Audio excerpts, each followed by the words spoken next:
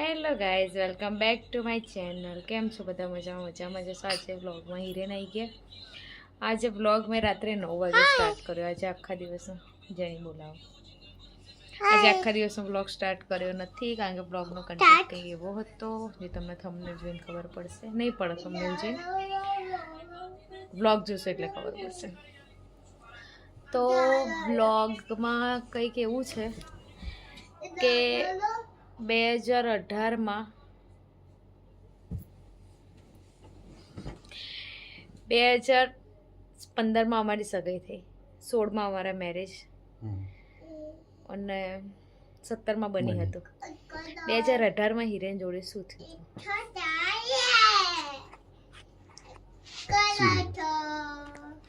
Hospitalise થઈ.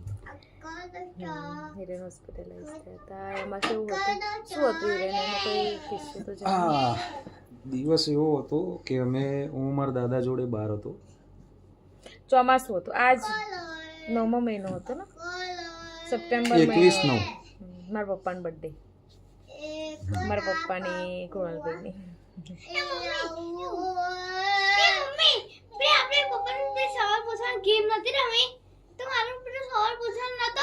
પછી એ હતું સપ્ટેમ્બરમાં 21 તારીખ હતી, 21/9. અને એ દિવસે વરસાદ હતો આખો દિવસ. અમે ગામડે હતા બધા, કારણ કે એ દિવસે હિરેન ફેક્ટરીમાં હતા. એ વખતે દુકાન નથી ચાલુ કરી, એ વખતે ફેક્ટરીમાં જતા પપ્પાની જોડે.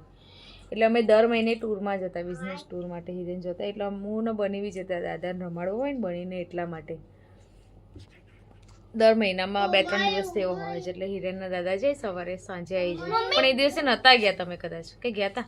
ગયો તો ટૂરમાં ગયો તો.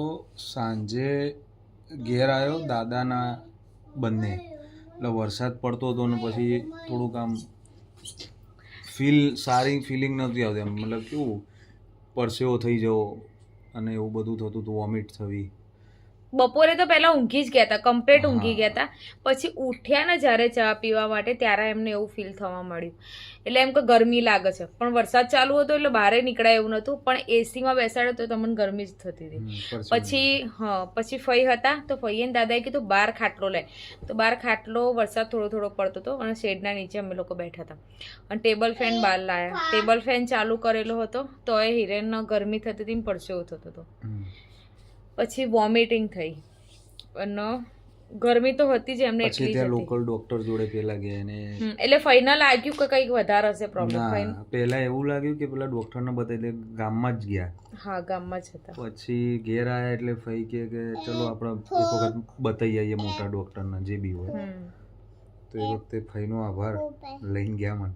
એ વખતે હું નિહાલ બી હતો જોડે. હા, નિહાલભાઈ. હું નિહાલ ને ફઈ 3 જણ ગયા અને ડોક્ટરને બતાવ્યું. ડોક્ટરે ECG કર્યો એટલે મને એમ કીધું કે તમારી જોડે કોણ આવ્યું છે?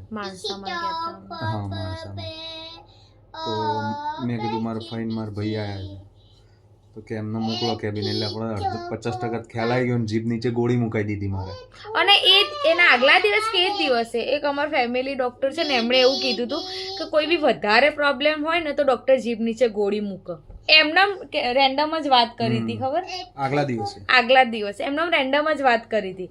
અને બીજે દિવસ હિરેનના પ્રોબ્લેમ થયો એટલે ત્યાં માણસામાં ડોક્ટરે ગોળી મૂકી આવી. ECG થોડો અનઇવન આવ્યો, થોડો એટલે ઘણો.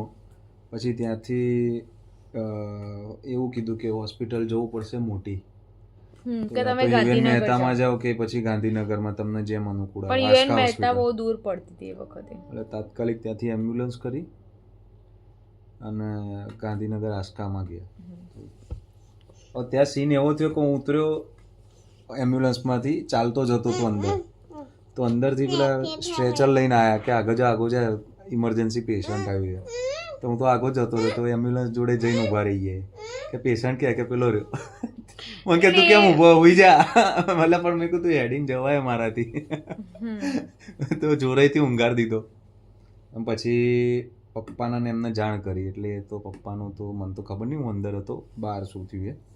પછી સ્ટેન્ટ મૂકવાનું નક્કી કર્યું. હું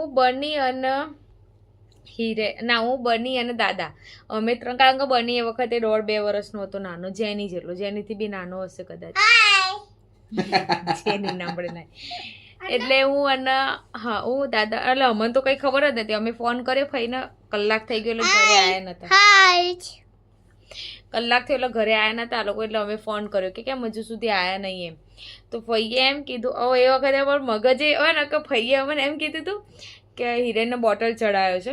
અને તો મેં કીધું હવે ઘરે નહીં આવી જાવ તમે. તો કે ના બોટલ અડધો થયો ને ડૉક્ટર જતા રહ્યા ઘરે.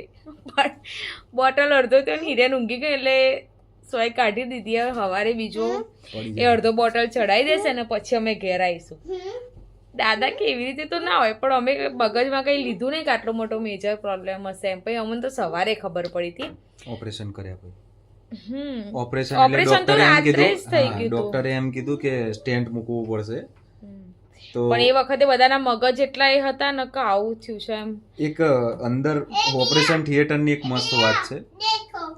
ત્યાં ડોક્ટર આયા તો મને કીધું કે ખબર છે તને શું થયું? મેં કીધું હા મને ખબર છે.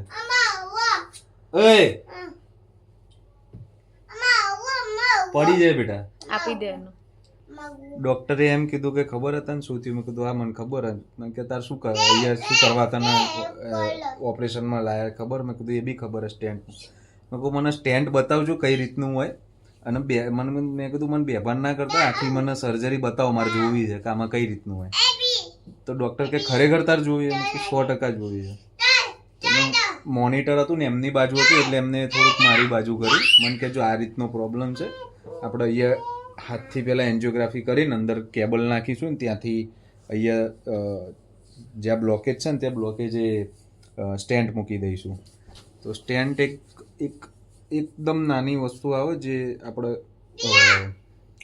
કેબલ હોય ને ચેનલનો કેબલ ડીશ ટીવીનો કે કોઈ બી એની ઉપર જે રેપ કરેલું હોય ને એ રીતનું સ્ટેન્ટ હતું. આમ એકદમ નાનું તાર જેવું કંઈક.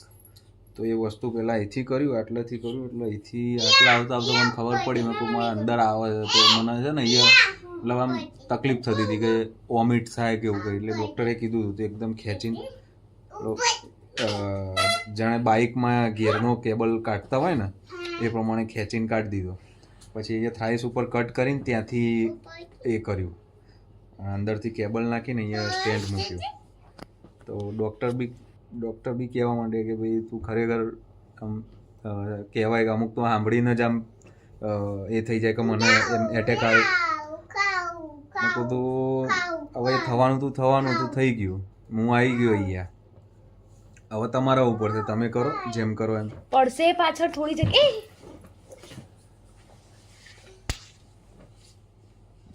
તો રિકવરી એટલી ફાસ્ટ થઈ 2 દિવસથી મેક્સિમમ કદાચ 3જા દિવસે મને ડિસ્ચાર્જ બી કરી દીધો. તું આવા જઈ જા. કારણ કે ડૉક્ટરનું એવું કહેવું હતું કે 6-7 દિવસ રાખવું પડશે પણ હું મસ્તીમાં રહેવાનું ટૂંકમાં. આ કાલે શું થવાનું એ પણ ખબર છે નહીં ને ખબર પાડીને કંઈ કરવું એમ મજા કરવાની. બસ જે છે બધી મજા જ છે. કાલનું વિચારવાનું નહીં. ઓપરેશન તો રાત્રે થઈ ગયું હતું. રોવાનું ચાલુ. શું લેવું છે તારે? એને આપી દે ને એ કલર બેટા. ઓપરેશન રાત્રે થઈ ગયું તું. અમન તો કહી દીધું કે આવી નોર્મલ છે બધું. એટલે આવી જાણ તો નથી કરી. બસ એમનો તાવ ને એવું હશે કદાચ એટલે રાખ્યા હશે. સવારે ઘરે આવી જશે એ લોકો. પછી સવારે અમે ઉઠ્યા. દાદા એ વખતે મગ બાફ્યા હતા સવારે એટલે મગનું શાક ને રોટલી બનાવી હતી. પછી અમારા ઘરેથી કાકા કાકી અને દીદી છે એ 3 આવ્યા. તો કે ચાલ આપણે જવાનું છે હિરેનના જોડે એમ. મેં કીધું કેમ? એ માણસામાં જ હતા. એવું મને એવી ખબર હતી માણસામાં હતા એમ. પછી મેં કીધું કેમ એ લોકો તો ઘરે આવવાના છે. તો કે એ લોકોને વાર થશે તો આપણે જઈ આવીએ એમ. મેં કીધું સારું વાંધો નહીં. પણ મને આવી બધી ખબર નથી કે હિરેન આવી રીતે ઓપરેશન કરે છે આટલો મેજર પ્રોબ્લેમ છે. તો હું તો મેં કીધું ઉભા રહો શાંતિ રાખું પણ પેલા ખાઈ લેવા દેવા. તો હું અને દાદાને અમારે સવાર 7 વાગે કે જમવા જોઈએ. હું અને દાદા બંને મગનું શાક ને રોટલી ખાતા હતા શાંતિથી. પછી એ લોકો વિચારતા હશે કે અમને ખબર પણ અમને ખબર નથી સિરિયસલી. પછી અમે રસ્તામાં પહોંચ્યા તો હું વિચારું કે આપણે માણસા જવાનું તમે આ રસ્તેથી કેમ લો છો? પણ કંઈ મને એ વખતે રસ્તાની એટલી બધી ખ્યાલ નહોતો. પછી હું ત્યાં ગઈ ને ત્યારે બી નહીં. હું ઉપર મળવા આવી ને ત્યારે મને હિરેને કીધું કે મને આવો પ્રોબ્લેમ થયો તો એમ. બાકી ત્યાં સુધી તો અમને ફઈએ કે કોઈ એવું કીધું નહોતું. પણ હું ત્યાં ગઈ એટલે બધા ખબર કાઢવા ખાઈ પીને આવી હતી નહીં તો મગનું શાક હશે હવે જે થવાનું હતું એ થઈ ગયું અત્યારે તો કમ્પ્લીટ. મોજ કરવાની, મજા કરવાની, જે કરવું એ કરવાનું, કાલ કરવું એ વસ્તુ આજે કરી દેવાની, કાલનું વિચારવાનું નહીં. નહીં વિચારવાનું. તમારે બધાને એવું કરવાનું, જે બી હોય કાલ ઉપર છોડેલું હોય ને કાલનું કોઈ જોયેલું નહીં, આજે મજા કરવાની. આજે વાતના 7/2018 એટલે 6 વર્ષ થઈ ગયા.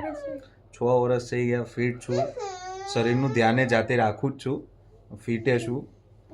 રિપોર્ટ બધા મળવા આવતા, ખબર કાઢવા આવતા, બધા કહેતા આટલી નાની ઉંમરમાં આટલો પ્રોબ્લેમ કેમનો, પણ કોલેસ્ટ્રોલનો પ્રોબ્લેમ વધારે હોય. હિરેન બહારનું તો ખાતા નહીં એટલું બધું, પણ અમારા આખા ફેમિલીમાં કોલેસ્ટ્રોલનો પ્રોબ્લેમ છે બધાને, એટલે ખબર કાઢવા આવતા હતા તો જબર બોલતા હતા ને. અંદર કોઈને અમે અંદર આવવા જ નતા દીધા, જ્યાં સુધી બને ત્યાં સુધી બહાર જ બધા પૂછીને જતા. એ તો એ પેલું કેવું થયું હતું ને, રાતે અમે સવારે ખબર કાઢવા આવ્યા ગામમાંથી બધા કે આ તો સારું છે કે રાતે કે એક ભાઈને તો કમ્પ્લીટ ઓપરેશન કરાવીને ઘેર લાયા, રાતે ઊંઘ્યો તો સવાર ઉઠ્યો જ નહીં, તારું રાતે ઊંઘ ના આવે. કિંજલ ને કહું, કિંજલ કલાકે જોતી રહેજે, આમ હલાઈ સવારે હસવું આવે એ વાત ઉપર. એ ટાઈમ હતો, જતો રહ્યો. નવો ટાઈમ છે, આને જીવવાનો, મજા કરવાની, મોજ કરવાની. નહીં તો ચલો મળીએ. આજના વ્લોગમાં આટલું હતું, શેર કરી તમારા જોડે આ વાત. તો વ્લોગ સારો લાગ્યો હોય તો લાઈક શેર અને સબસ્ક્રાઈબ કરજો. મળીએ કાલના વ્લોગમાં. Bye, good night.